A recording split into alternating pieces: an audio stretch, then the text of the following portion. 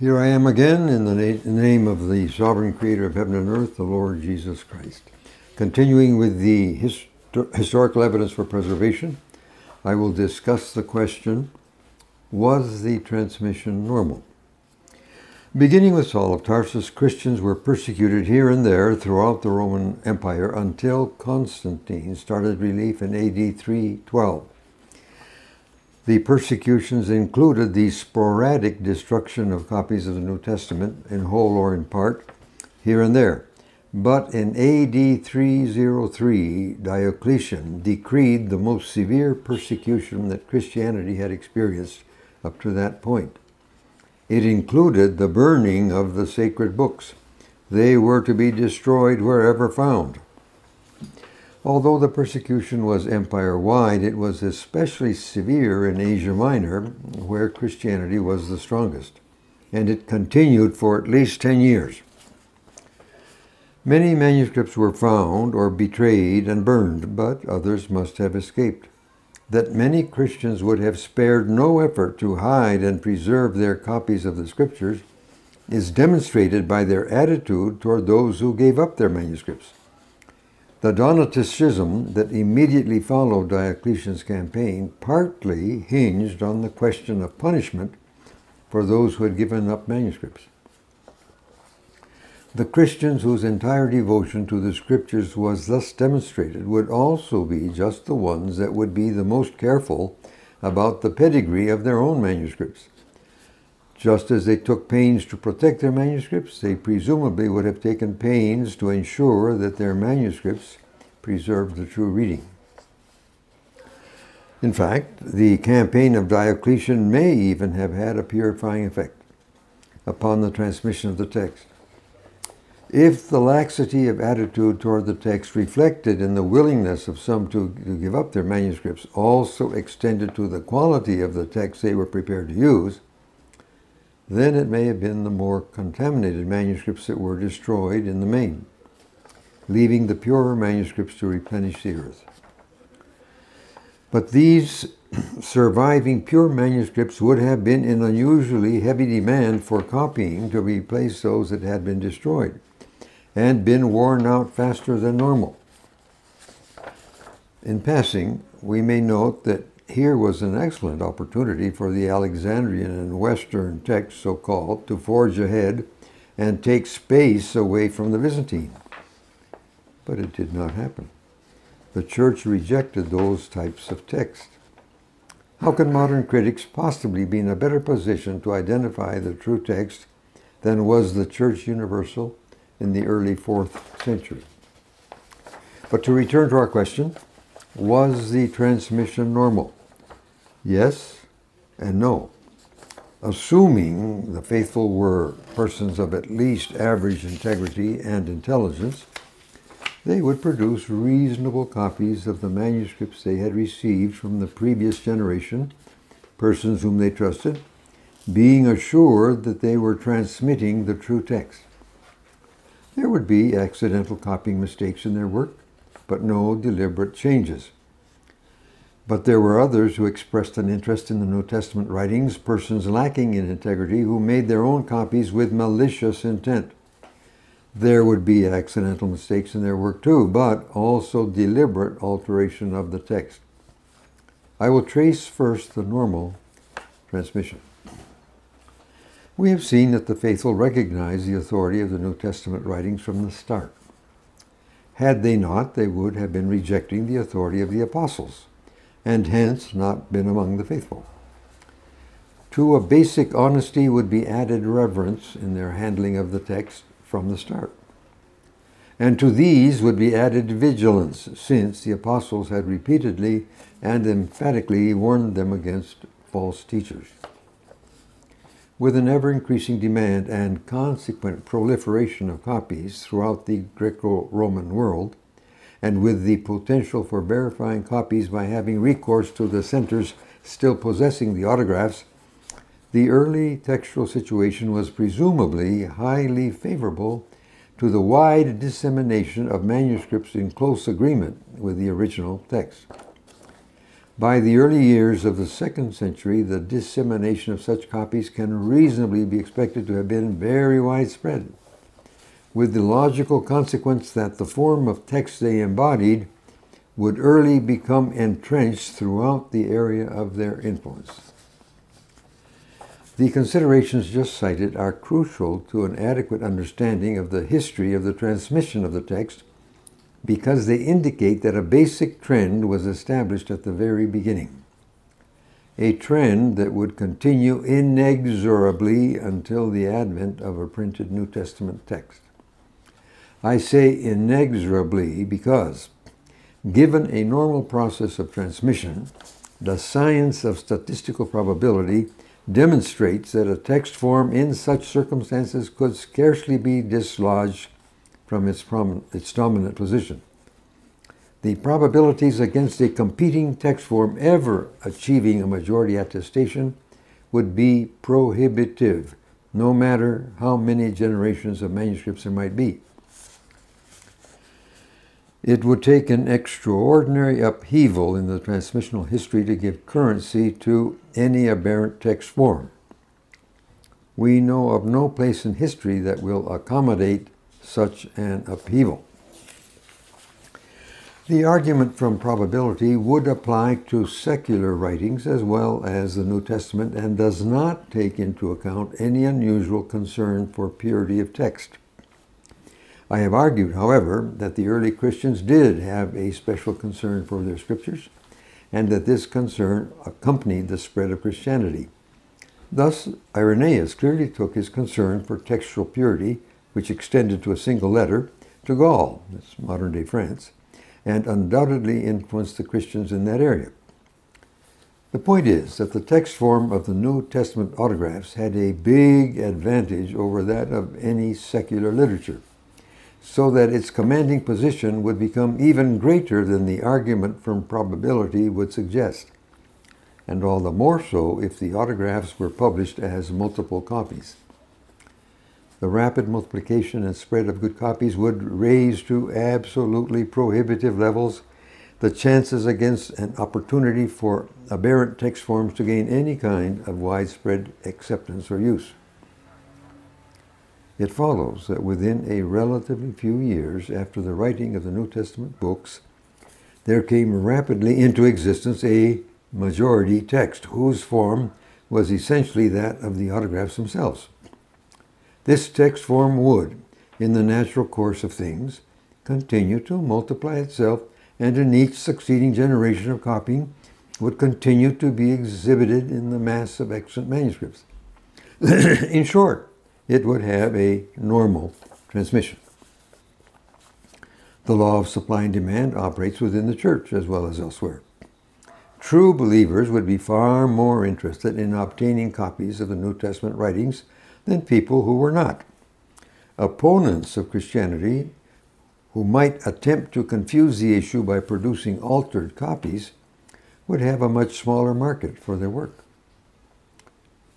The use of such designations as Syrian, Antiochian, and Byzantine for the majority text reflects its general association with that region.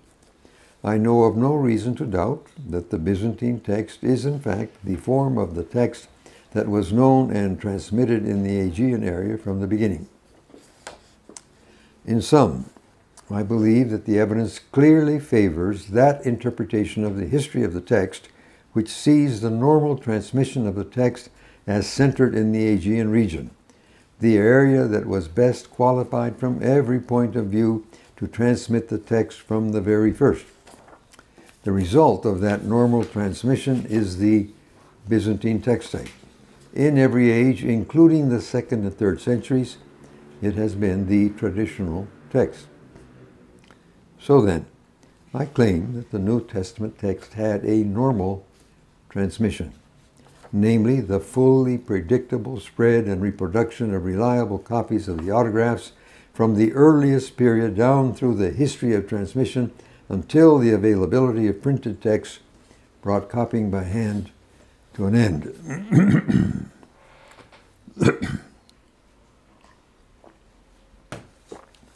Turning now to the abnormal transmission. it no doubt commenced right along with the normal. The apostolic writings themselves contain strong complaints and warning against heretical and malicious activity. As Christianity spread and began to make an impact on the world, not everyone accepted it as good news. Opposition of various sorts arose.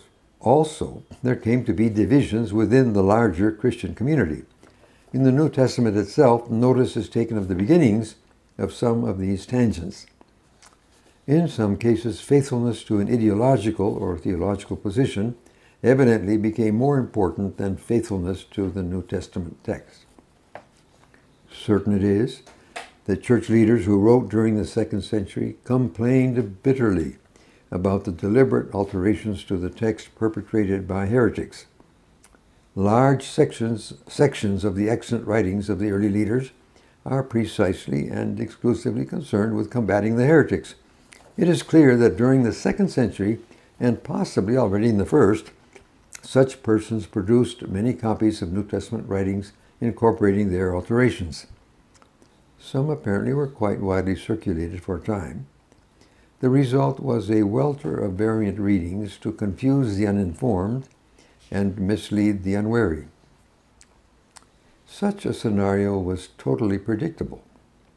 If the New Testament is in fact God's Word, then both God and Satan must have a lively interest in his fortunes. To approach the textual criticism of the New Testament without taking due account of that interest is to act irresponsibly. It is generally agreed that most significant variants existed by the end of the 2nd century. Said E.C. Colwell, the overwhelming majority of readings were created before the year 200, end quote. Scrivener said, it is no less true to fact than paradoxical in sound that the worst corruptions to which the New Testament has ever been subjected originated within 100 years after it was composed. Kilpatrick commented on the evidence of the earliest papyri. I quote, let us take our 2 manuscripts of about to this date, AD 200, which contain parts of John, the Chester Beatty Papyrus and the Bodmer Papyrus, that's P75 and P66. They are together extant for about 70 verses. Over these 70 verses, they differ some 73 times apart from mistakes. Further, in the Bodmer Papyrus, the original scribe has frequently corrected what he himself first wrote. At some places, he is correcting his own mistakes, but at others, he substitutes one form of phrasing for another. At about 75 of these substitutions, both alternatives are known from other manuscripts independently. The scribe is, in fact, replacing one variant reading by another at the same or at the some 70 places, so that we may conclude that already in his day there was variation at these points. End quote. The Bodmer Papyrus he mentions is P66, and what Kilpatrick does not tell you is that in those 75 places, the scribe was alternating between Byzantine and Alexandrian readings. Sometimes he started with a Byzantine reading and then changed it to an Alexandrian, and sometimes he did the opposite. He obviously had such exemplars before him, which means that the Byzantine text was already in existence in the year 200. Gunter Zuntz also recognized the early origin of variants. I quote, modern criticism stops before the barrier of the 2nd century, the age, so it seems, of unbounded liberties with the text, end quote. Going back to Kilpatrick, he goes on to argue that the creation of new variants ceased by about 200 AD because it became impossible to sell them. He discusses some of Origen's attempts at introducing a change into the text and proceeds. I quote, Origen's treatment of Matthew 19, verse 19 is significant in 2 other ways. First, he was probably the most influential commentator of the ancient church, and yet his conjecture at this point seems to have influenced only one manuscript of a local version of the New Testament. The Greek tradition is apparently quite unaffected by it. From the 3rd century onward, even an Origen could not effectively alter the text. This brings us to the second significant point. I'm still quoting Kilpatrick. His date. From the early 3rd century onward, the freedom to alter the text which had obtained earlier can no longer be practiced. Tatian is the last author to make deliberate changes in the text of whom we have explicit information. Between Tatian and Origen, Christian opinion had so changed that it was no longer possible to make changes in the text whether they were harmless or not. End quote. He feels this attitude was a reaction against the rehandling of the text by the 2nd century heretics. Certainly there had been a great hue and cry, and whatever the reason, it does appear that little further damage was done after AD 200. I personally believe that we may reasonably understand that significant variants that first appear at a later date within extant manuscripts had actually been created much earlier. However, I certainly disagree with Kilpatrick's, quote, freedom to alter the text which had obtained earlier, end quote.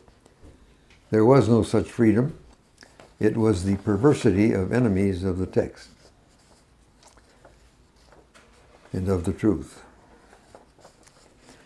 The extent of the textual difficulties of the 2nd century can easily be exaggerated. Nevertheless, the evidence cited does prove that aberrant forms of the New Testament were produced. Naturally, some of those text forms may have acquired a local and temporary currency, but they could scarcely become more than eddies along the edge of the majority river. Recall that the possibility of checking against the autographs or guaranteed copies must have served to inhibit the spread of such text forms. For example, Gaius, an Orthodox father who wrote near the end of the 2nd century, named 4 heretics who not only altered the text, but had disciples who multiplied copies of their efforts.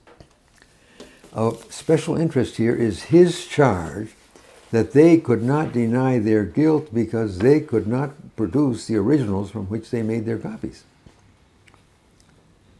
This would be a hollow accusation from Gaius if he could not produce the originals either. I have already argued that the churches in Asia Minor, for instance, did still have either the autographs or exact copies that they themselves had made. Thus they knew absolutely what the true wording was and could repel the aberrant forms with confidence. A man like Polycarp would still be able to affirm in 150 AD, letter by letter if need be, the original wording of the text for most of the New Testament books, and presumably his manuscripts were not burned when he was.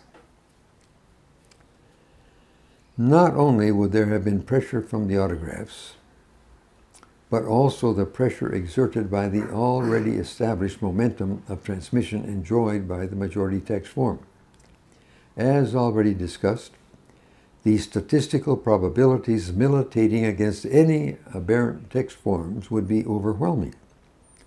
In short, although a bewildering array of variants came into existence, judging from the extant witnesses, and they were indeed a perturbing influence in the stream of transmission, they would not succeed in thwarting the progress of the normal transmission.